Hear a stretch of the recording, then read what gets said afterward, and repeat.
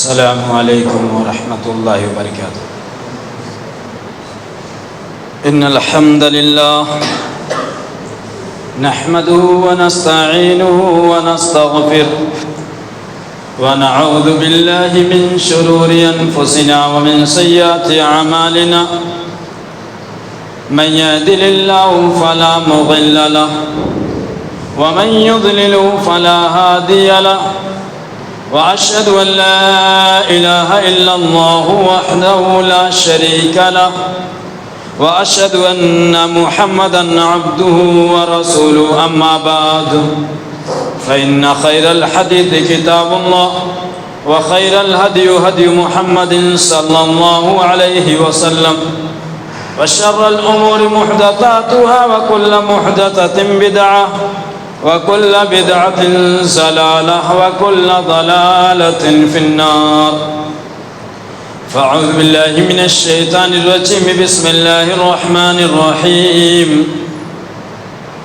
يا أيها الذين آمنوا اتقوا الله حق تقاته ولا تموتن إلا وأنتم مسلمون يا أيها الناس اتقوا ربكم الذي خلقكم من نفس واحدة وخلق منها زوجها وبث منهما رجالا كثيرا ونساء واتقوا الله الذي تساءلون به والأرحام إن الله كان عليكم رقيبا يا أيها الذين آمنوا اتقوا الله وقولوا قولا سديدا يصلح لكم أعمالكم ويغفر لكم ذنوبكم ومن يطع الله ورسوله فقد فاز فوزا عظيما بسم الله الرحمن الرحيم قاف والقرآن المجيد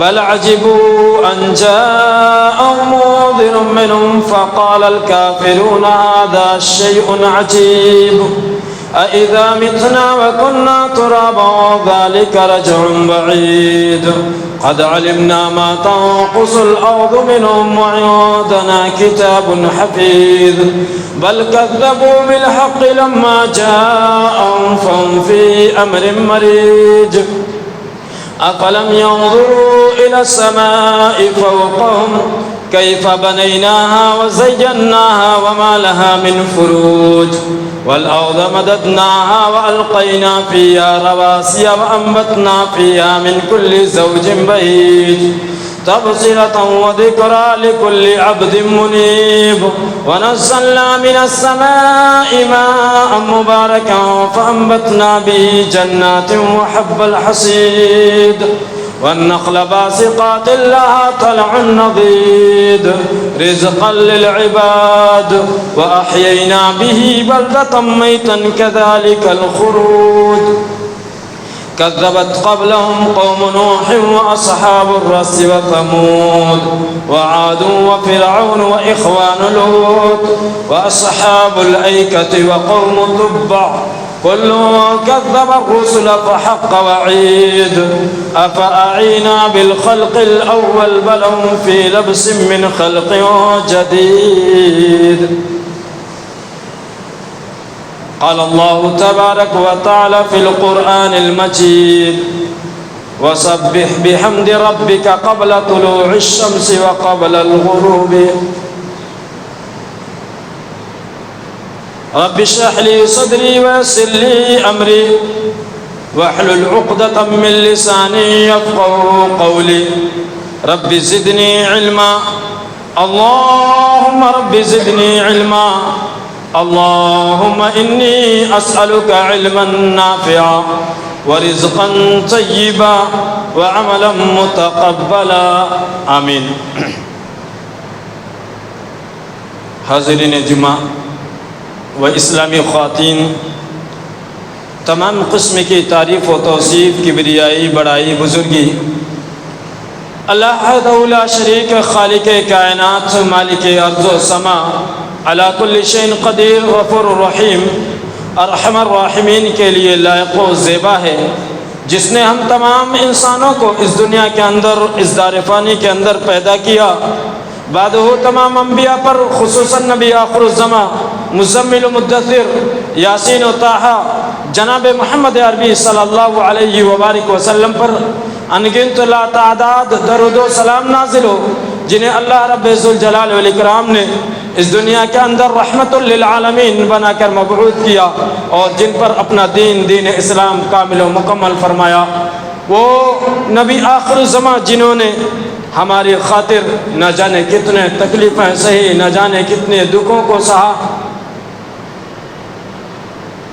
حاضرین جمعہ، اس سے ایک جمعہ قبل میں جس موضوع کے تحت آپ حضرات کے سامنے گفتگو کر رہا تھا وہ موضوع فجر کے خزانے کے تعلق سے تھا،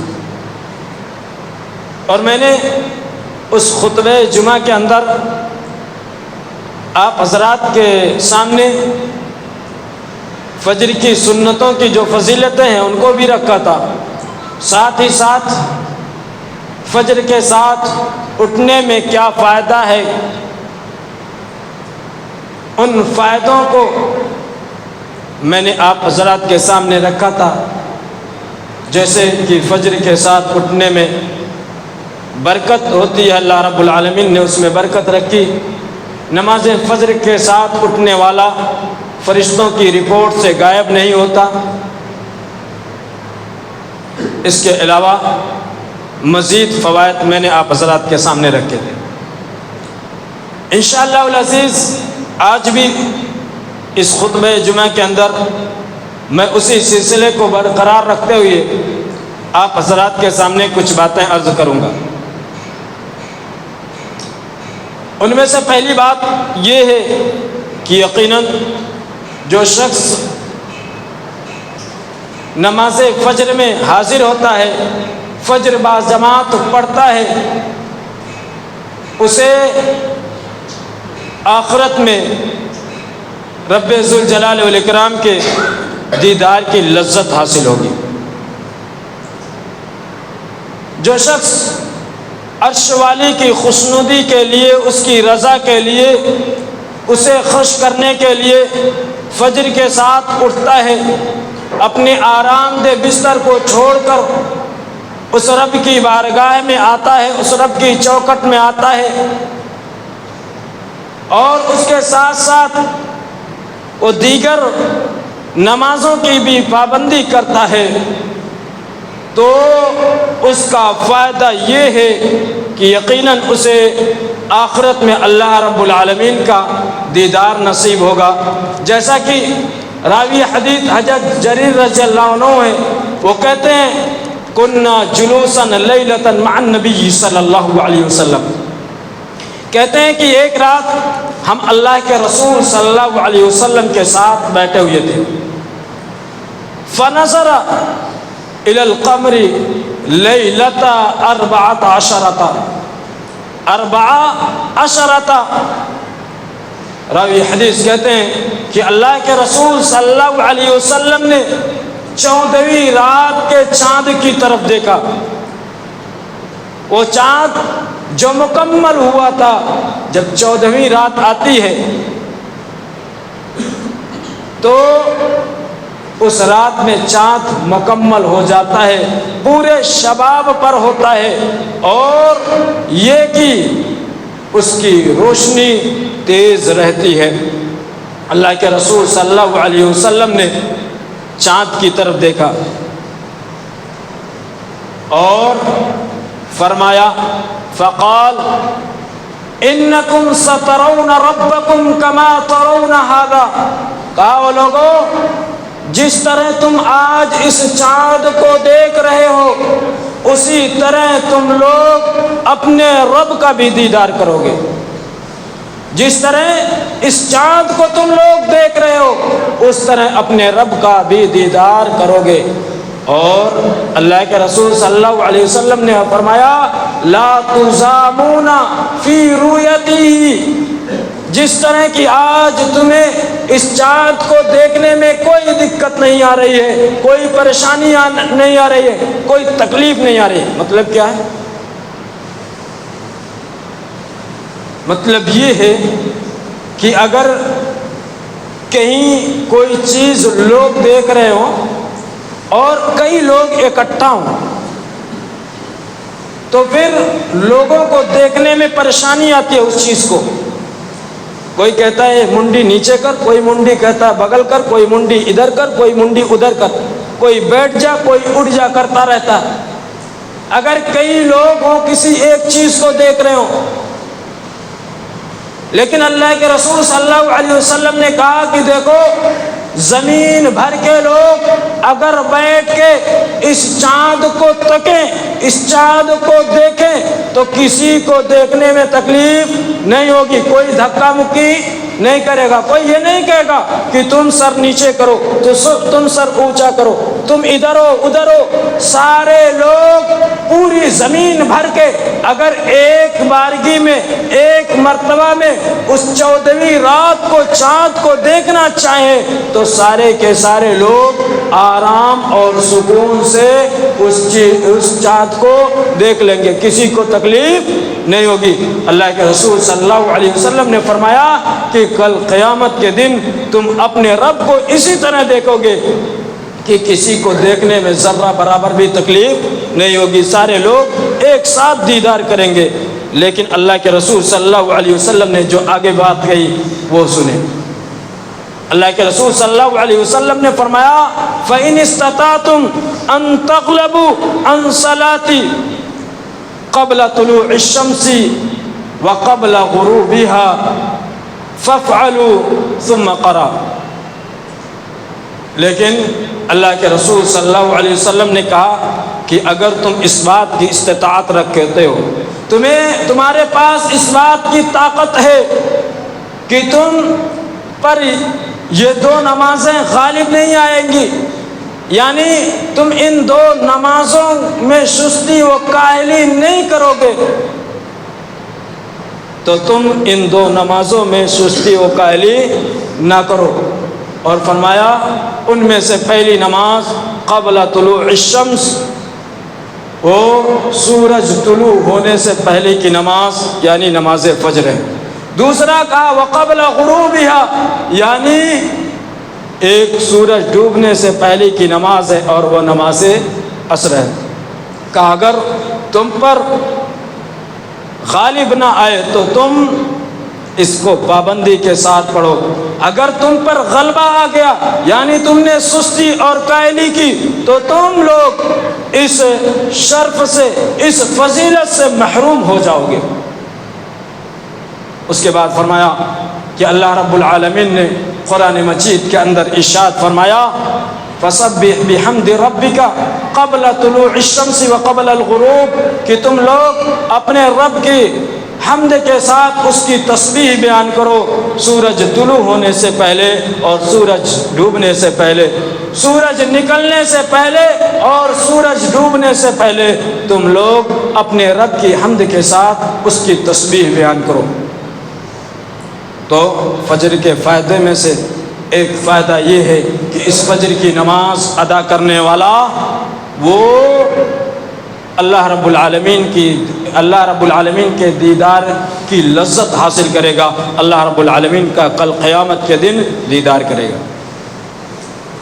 اسی طرح جو شخص اس فجر کے وقت اپنے بستر کو چھوڑ کر آتا ہے اور اللہ کی بارگاہ میں آتا ہے، اللہ کے رسول صلی اللہ علیہ وسلم نے اسے جنت کی گارنٹی دی، جنت کی ضمانت دی ہے. کہا کہ اگر کوئی شخص فجر کی نماز پابندی کے ساتھ پڑھتا ہے تو وہ جنت کے اندر داخل ہوگا. راوی حدیث حضرت ابو موسیٰ اشعری رضی اللہ عنہ ہے، وہ روایت کرتے ہیں، کہتے ہیں کہ اللہ کے رسول صلی اللہ علیہ وسلم نے فرمایا من صلی البردین دخل الجنہ، جو شخص دو ٹھنڈی نماز پڑھے گا وہ جنت کے اندر داخل ہوگا. من صلی البردین دخل الجنہ، جو شخص دو ٹھنڈی نماز پڑھے گا وہ جنت کے اندر داخل ہوگا. دو ٹھنڈی نماز، ایک فجر کی نماز، دوسری عصر کی نماز. اللہ کے رسول صلی اللہ علیہ وسلم نے جنت کی ضمانت دی ہے فجر کی نماز کی پابندی کرنے والے کو. اور کیوں نہ ضمانت ملے، کیوں نہ گارنٹی ملے، کیوں نہ فجر کے اتنے فوائد و ثمرات ہوں، کیوں نہ فجر کی اتنی فضیلتیں ہوں، جبکہ شیطان اسی کوشش میں رہتا ہے، اسی تگ و دو میں رہتا ہے، وہ اپنی ایڑی سے چوٹی تک اس لیے لگاتا ہے کہ لوگوں کو فجر کی نماز سے بے خبر کرے، فجر کی نماز چھڑوائے۔ وہ پوری اپنی محنت صرف کر ڈالتا ہے اس میں۔ انشاءاللہ العزیز فوائد کے ساتھ میں اختصار کے ساتھ آپ حضرات کے سامنے فجر کی نماز چھوڑنے کے کچھ نقصانات ذکر کروں گا، اور یہی کہ یقیناً شیطان اس بات میں لگا رہتا ہے کہ لوگوں کو فجر سے روکا جائے، فجر پڑھنے نہ پائیں۔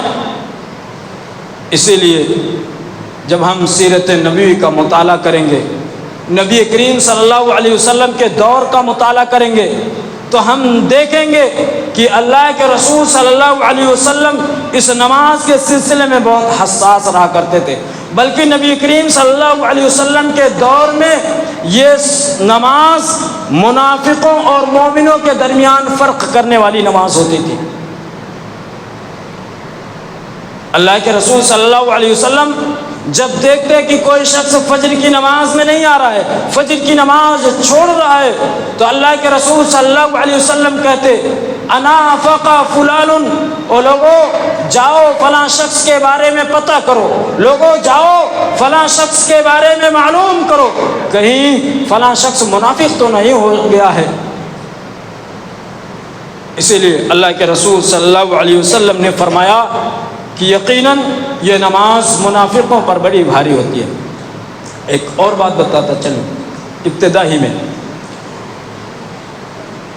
کہ فجر کی نماز چھوڑنا یہ منافقوں کا شیوا ہے، لیکن فجر کی نماز چھوڑنے والا منافق نہیں ہوتا، فجر کی نماز چھوڑنے والا منافق نہیں ہوتا۔ ہاں عادت یہ ایسی ہے، یہ خصلت ایسی ہے کہ یہ منافقوں کی خصلت ہے، یہ مومنوں کی خصلت نہیں۔ اور نبی صلی اللہ علیہ وسلم نے اسی لیے آگاہ کیا، اسی لیے بتایا کہ لوگوں اس نماز کو نہیں چھوڑو، ورنہ تمہارے اندر جب یہ ایک خصلت آئے گی، پھر دوسری خصلت آئے گی، تیسری خصلت آئے گی، اسی لیے اس سے بچنا، اس سے دور رہنا، ورنہ منافق پر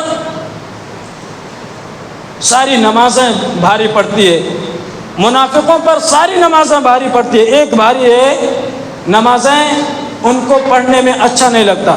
اللہ رب العالمین نے قرآن مجید کے اندر ان کی صفت بیان کی نا، وَإِذَا قَامُوا إِلَى الصَّلَاةِ قَامُوا كُسَالَىٰ يُرَاءُونَ النَّاسَ وَلَا يَذْكُرُونَ اللَّهَ إِلَّا قَلِيلًا، کہ منافق تو وہ ہے کہ جب وہ نماز کے لیے کھڑے ہوتے ہیں تو سستی اور کاہلی میں کھڑے ہوتے ہیں، نہ چاہتے ہوئے کھڑے ہوتے ہیں، اور وہ لوگوں کو دکھانے کے لیے کھڑے ہوتے ہیں، اصل میں نماز پڑھنے نہیں آتے، اور وہ نہ اللہ کا ذکر کرتے ہیں تو بہت تھوڑا کرتے ہیں، یعنی جتنی جلدی چھٹی مل جائے بس اتنی جلدی نکل جانے کی کوشش کرتے ہیں۔ لیکن اللہ کے رسول صلی اللہ علیہ وسلم نے کہا کہ لوگوں یہ منافقوں کا شیوا ہے، یہ منافقوں کی عادت ہے، منافقوں پر فجر کی نماز بھاری ہوتی ہے، جیسا کہ راوی حدیث حضرت ابو ہریرہ رضی اللہ عنہ کہتے ہیں کہ اللہ کے رسول صلی اللہ علیہ وسلم نے فرمایا لیس ثلاث اثقل علی المنافقین من صلاة الفجر و صلاة العشاء،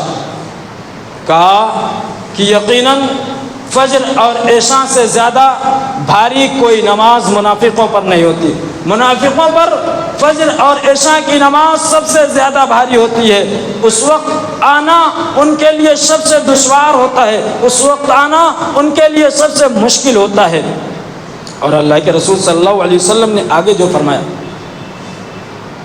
کہا وَلَوْ يَعْلَمُونَ مَا فِيهِمَا لَأَتَوْهُمَا وَلَوْ حَبْوًا، اللہ کے رسول نے فرمایا لیکن اگر یہ معلوم ہو جائے، یہ جان جائے، یہ علم میں آ جائے کہ ان دو نمازوں کو پڑھنے میں کتنا ثواب ہے، کتنا اجر ہے، یہ دو نمازیں پڑھنے میں کتنی فضیلتیں ہیں اگر لوگوں کو معلوم ہو جائے. وَلَوْ يَعْلَمُونَ مَا فِيهِمَا لَأَتَوْهُمَا. تو اللہ کے رسول صلی اللہ علیہ وسلم نے فرمایا کہ لوگ ان دو نمازوں کے لیے آئیں گے اور ضرور بات ضرور آئیں گے، اگرچہ کس طرح آنا پڑے. وَلَوْ حَبْوَا. اگرچہ انہیں گھٹنے کے بل گھسیٹ کر آنا پڑے، اگر انہیں گھٹنے کے بل گھسٹ کر آنا پڑے، انہیں چلنے کی طاقت نہ ہو، وہ پیر سے چل نہ پائیں اور گھٹنوں پر صرف چلنے کی ان کی طاقت ہو تو گھٹنوں پر بھی چل کر آئیں گے، لیکن فجر اور عصر کی نماز نہیں چھوڑیں گے، فجر اور عشاء کی نماز نہیں چھوڑیں گے. کہا اتنی فضیلت ہے. پھر آگے اللہ کے رسول نے پہلے فضیلت بتائی، اللہ کے رسول نے پہلے فضیلت بتائی، پھر آگے اللہ کے رسول صلی اللہ علیہ وسلم نے فرمایا وَلَقَدْ حَمَمْتُ. اور یقیناً میں نے ارادہ کیا، میرا جی چاہتا ہے. اللہ کے رسول نے فرمایا میرا جی چاہتا ہے، میرا تو دل یہ کہتا ہے ان آمورا مؤذنا فیقیم، یہ کہ مؤذن کو میں حکم دوں اور وہ اقامت کہے. ثم آمر رجلا یؤم الناس، اور پھر میں ایک آدمی کو حکم دوں اور وہ لوگوں کی امامت کرے. اور ثم آخذ شعلا من نار فأحرق على من لا يخرج من بعدی. کہا کہ پھر میرا جی یہ کہتا ہے کہ میں اپنے ہاتھ میں شعلہ لوں، آگ کا شعلہ لوں اور جا کر ان لوگوں کے گھروں کو، ان لوگوں کے مکانوں کو جلا دوں جو لوگ اس نماز سے پیچھے رہتے ہیں. علی من لا یخرج الی الصلاۃ بعد، کہ جو لوگ اذان ہونے کے بعد نماز پڑھنے نہیں آتے، جو لوگ اس نماز سے پیچھے رہتے، میرا جی کہتا ہے کہ میں جا کر ان کے گھروں کو جلا دوں. اتنے غصے میں اللہ کے رسول صلی اللہ علیہ وسلم ہوئے، یا اللہ کے رسول صلی اللہ علیہ وسلم ان لوگوں سے اتنا ناراض، اتنا خفا تھے، جس سے ایک بات اور پتہ چلی کہ جو شخص اس نماز سے پیچھے رہتا ہے وہ رسول اللہ صلی اللہ علیہ وسلم کی ناراضگی اس کے اوپر ہوتی ہے. ایسے شخص سے اللہ کے رسول صلی اللہ علیہ وسلم ناراض ہوتے ہیں. اور حدیث میں آتا ہے کہ اگر مجھے بچوں کا خوف نہ ہوتا، عورتوں کا خوف نہ ہوتا تو میں ان کے گھروں کو جلا دیتا. بہرکیف اللہ کے رسول صلی اللہ علیہ وسلم نے پہلے بتایا کہ منافقوں کی خصلت ہے اور اس کے پڑھنے میں بڑی فضیلتیں ہیں، اور پھر آپ صلی اللہ علیہ وسلم ایسے لوگوں پر اپنی ناراضگی کا اظہار کیا جو لوگ ان نمازوں سے بے خبر رہتے ہیں، جو لوگ یہ نمازیں پڑھنے نہیں آتے. اور جو شخص اس نماز کو چھوڑتا ہے وہ شیطان کے قید میں آ جاتا ہے، شیطان کی پوری گرفت میں آ جاتا ہے. میں نے ذکر کیا کہ شیطان اس کوشش میں رہتا ہے، اس تگ و دو میں رہتا ہے کہ وہ فجر کی نماز سے لوگوں کو غافل کرے اور اس کے لیے اپنے ایڑی سے چوٹی لگا دیتا ہے. حضرت ابو ہریرہ رضی اللہ عنہ راوی حدیث ہے، کہتے ہیں کہ اللہ کے رسول صلی اللہ علیہ وسلم نے فرمایا یعقد الشیطان علی قافیۃ راس احدکم اذا هو نام، کہ شیطان تم میں سے ہر شخص کے سر میں، گدی میں گرہیں لگاتا ہے، گٹھن لگاتا ہے، گانٹھی کے، شاید ادھر گانٹھی بولتے ہیں، یعنی کسی چیز کو باندھنے کے لیے جو لگاتے ہیں گانٹھ یا گٹھن. شیطان گرہیں لگاتا ہے تم میں سے جب بھی کوئی شخص سوتا ہے، اور گرہیں لگاتے ہوئے ثلاثۃ عقد، اور وہ گرہیں تین ہوتی ہے، وہ گرہیں تین ہوتی ہے. یضرب علی کل عقدۃ مکانہا، اور ہر گرہوں پر تھپی مارتا ہے. ایک گرہ لگایا پھر تھپی مارا، دوسری گرہ لگایا پھر تھپی مارا، اور تھپی مار کر کیا کہتا ہے علیک لیل طویل فرقد، اے سونے والے سو جا، رات بڑی لمبی ہے، رات بڑی لمبی ہے، ابھی تو سونے آیا ہے. ابھی بہت لمبی رات ہے، تو تھکا ہے، دن بھر کام کیا ہے، کہاں جائے گا فجر کی نماز پڑھنے، سو جا۔ وہ سلاتا رہتا ہے، ابھی مؤذن اذان دیا ہے، ابھی جماعت کھڑی ہونے میں ٹائم ہے، سو جا سو جا، گرہیں لگاتا ہے۔ اور اللہ کے رسول صلی اللہ علیہ وسلم نے فرمایا فَإِنِ اسْتَيْقَظَ فَذَكَرَ اللَّهَ إِنْ حَلَّتْ عُقْدَةٌ، جب کوئی شخص بیدار ہوتا ہے اور اللہ رب العالمین کو یاد کرتا ہے تو اس کی ایک گرہ کھل جاتی ہے۔ اور فَإِن تَوَضَّعَ إِنْ حَلَّتْ عُقْدَةٌ، اور جب وہ وضو کرتا ہے پھر ایک گرہ کھل جاتی ہے، یعنی دوسری گرہ کھلتی ہے۔ فَإِن صَلَّى إِنْ حَلَّتْ عُقْدُهُ كُلُّهَا، اور اگر وہ نماز بھی پڑھ لیتا ہے تو اس کی پوری گرہیں کھل جاتی ہے۔ اور فَأَصْبَحَ نَشِيبًا طَيِّبَ النَّفْسِ، تو وہ شخص صبح کرتا ہے، اس حال میں صبح کرتا ہے کہ وہ چاق و چوبند ہوتا ہے، اس کا نفس پاکیزہ ہوتا ہے، وہ چست و پھرتیلا ہوتا ہے۔ اور کہا الا اصبح خبیث النفس کسلان، لیکن اگر وہ نماز فجر میں حاضر نہیں ہوتا اور وہ سویا رہتا ہے تو وہ خبیث النفس ہوتا ہے، اس کا نفس میلا ہو جاتا ہے، اور یہ کہ وہ سست و کاہل رہتا ہے۔ اللہ کے رسول صلی اللہ علیہ وسلم نے پہلی بات بتائی کہ شیطان گرہ لگاتا ہے، دوسرا گرہ کھولنے کی کیا ہے؟ کہا پہلے وہ بیدار ہو، اللہ رب العالمین کا ذکر کرے، یعنی بیدار ہونے کی جو دعا ہے الحمدللہ الذی احیانا بعد ما اماتنا والیہ النشور پڑھے، اس کے بعد وہ وضو کرے، تیسرا نماز پڑھے، ساری کی ساری گرہیں کھل جاتی ہے، وہ چاق و چوبند ہو جاتا ہے، چست و پھرتیلا ہو جاتا ہے۔ اگر نہیں کرتا تو وہ سست و کنٹالا رہتا ہے۔ کیوں رہتا ہے؟ اس کی وجہ کیا رہتی ہے؟ پہلے شیطان سلاتا ہے کہ سو جا سو جا، رات لمبی ہے، سو جا، ابھی بہت ٹائم ہے۔ اور جب وہ سو جاتا ہے تو پھر کیا کرتا ہے؟ اپنے قید میں لانے کے بعد اس کے کان میں پیشاب کر کے اسے ذلیل و رسوا کر دیتا ہے، اسے ذلت و خواری میں ملوث کر دیتا ہے، جیسا کہ اللہ کے رسول صلی اللہ علیہ وسلم کے پاس ذکر کیا گیا کا ذکر عند النبی صلی اللہ علیہ وسلم رجل فقیل ما زال نائما حتی اصبح ما قام الی الصلاۃ۔ اللہ کے رسول صلی اللہ علیہ وسلم کے پاس ایک آدمی کا ذکر کیا گیا کہ وہ آدمی برابر سوتا رہتا ہے۔ کہا کہ اللہ کے رسول صلی اللہ علیہ وسلم وہ برابر سوتا رہتا ہے اور وہ نماز نہیں پڑھتا یہاں تک کہ سورج نکل جاتا ہے، وہ نماز نہیں پڑھتا۔ اللہ کے رسول صلی اللہ علیہ وسلم نے فرمایا بال الشیطان فی اذنہ، شیطان اس کے کان میں پیشاب کر دیتا ہے،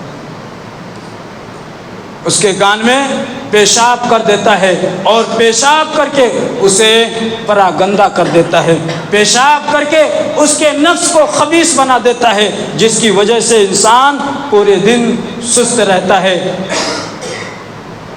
حافظ ابن حجر رحمۃ اللہ علیہ نے فتح الباری میں عبداللہ بن مسعود رضی اللہ عنہ کا قول نقل کیا، اور عبداللہ بن مسعود رضی اللہ عنہ کہتے ہیں کہ یقیناً وہ شخص منحوس و ناپاک ہے جو شخص سورج نکلنے تک سویا رہتا ہے۔ کیونکہ اس کے دن کی ابتدا، اس کے دن کا آغاز ایسے ہوتا ہے کہ لعنتی شیطان اس کے کان میں پیشاب کیے ہوئے ہوتا ہے۔ یہ عبداللہ بن مسعود رضی اللہ عنہ کا قول ہے، جسے فتح الباری میں حافظ ابن حجر رحمۃ اللہ علیہ نے اس حدیث کو ذکر کیا اور اس کے نیچے اس کو ذکر کیا۔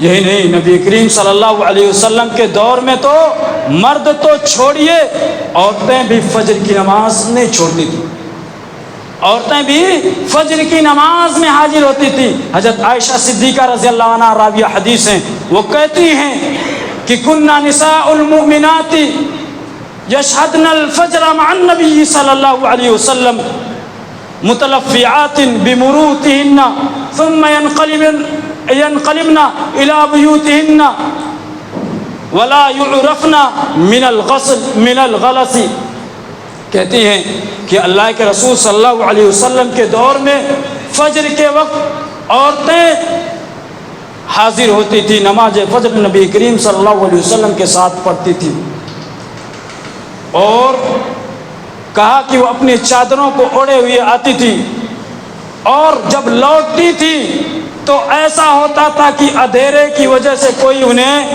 پہچان نہیں پاتا تھا۔ میں پہلا پوائنٹ ذکر کرتا ہوں، پھر دوسرا پوائنٹ ذکر کرتا ہوں۔ پہلا پوائنٹ، یہ شوق، یہ جذبہ تھا کہ وہ فجر کی نماز با جماعت پڑھتی تھی، اور یہی نہیں کہ نبی کریم صلی اللہ علیہ وسلم کے دور میں، حضرت ابو بکر کے دور میں اور حضرت عمر رضی اللہ عنہ کے دور میں، ان سارے لوگوں کے دور میں عورتیں فجر کو بھی آتی تھی، درسوں کو بھی آتی تھی، کوئی منائی نہیں تھی، کوئی منائی نہیں تھی۔ اور کس طرح ہوتی تھی؟ تب عورتیں کیسی ہوتی تھی؟ عورتیں کیسی ہوتی؟ آج ہم نے مسجدوں سے انہیں دور کر دیا، انہیں بھگایا، نتیجہ کیا ہے وہ دیکھو۔ اور اس دور میں کیسی ہوتی تھی؟ ایک درس دے رہے ہیں، کون؟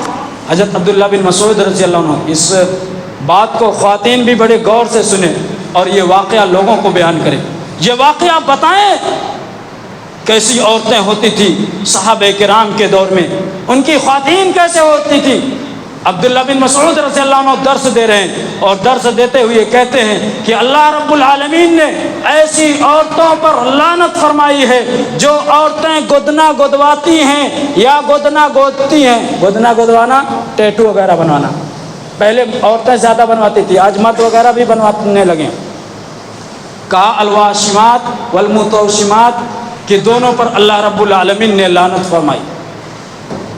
ایک عورت کو بات پتہ چلی، عورت کھڑی ہوئی درس کے درمیان، کہا عبداللہ بن مسعود آپ غلط کہہ رہے ہیں، میں نے قرآن مجید سورہ فاتحہ سے لے کر سورہ ناس تک پڑھا ہے، میں نے کہیں نہیں پایا کہ اللہ رب العالمین نے گدنا گدوانی والی یا گدنا گودنے والی پر لعنت فرمائی ہے، میں نے تو کہیں نہیں پایا، آپ یہ بات کیسے کہہ رہے ہیں؟ ذرا تصور کریں، ذرا سوچیں، رک کر سوچیں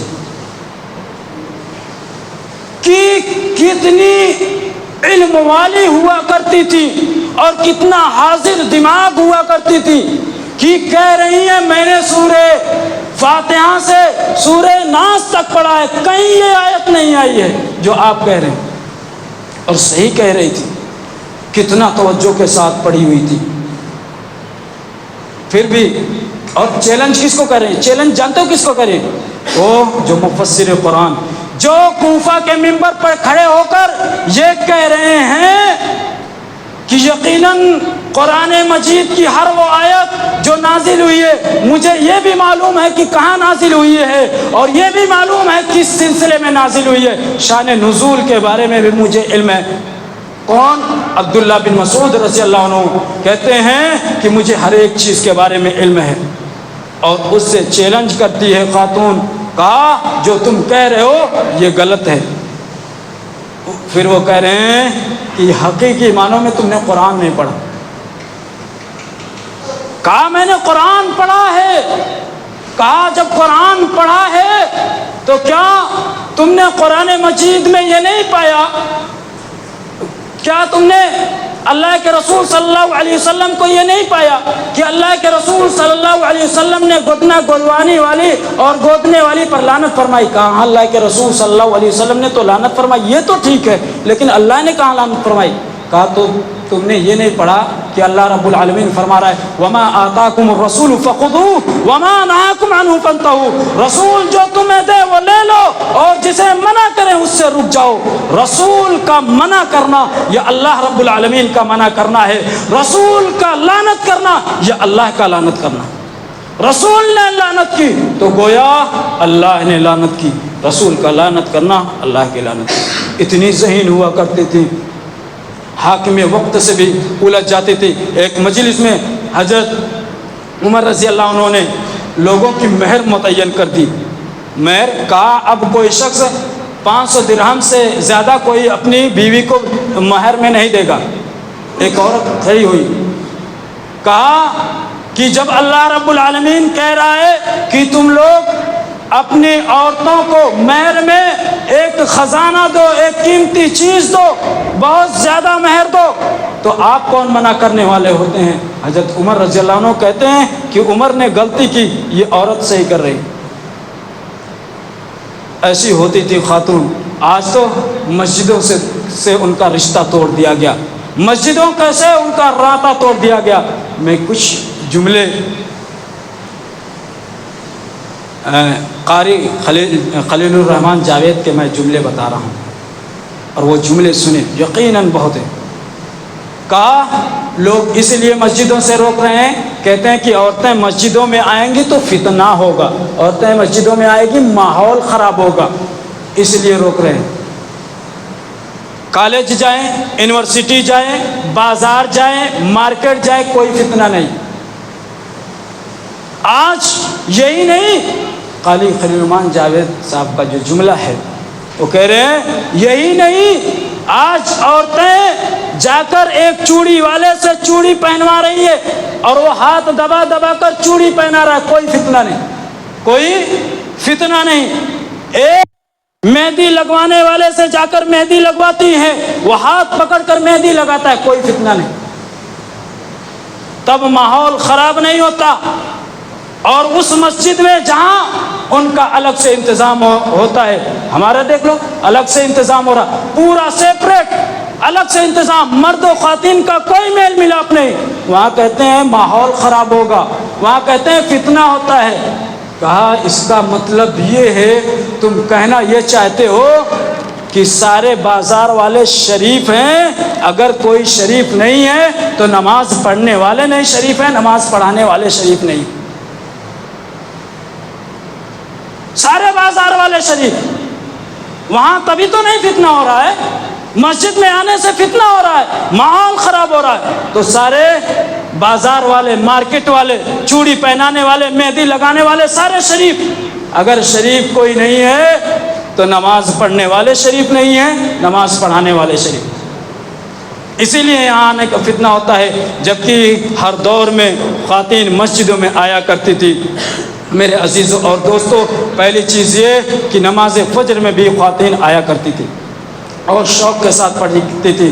دوسرا یہ، جب وہ پڑھ کے نکلتی تھی تو کہتی ہیں حضرت عائشہ رضی اللہ عنہ کہ اتنا اندھیرا ہوتا تھا کہ وہ پہچانی نہیں جاتی تھی۔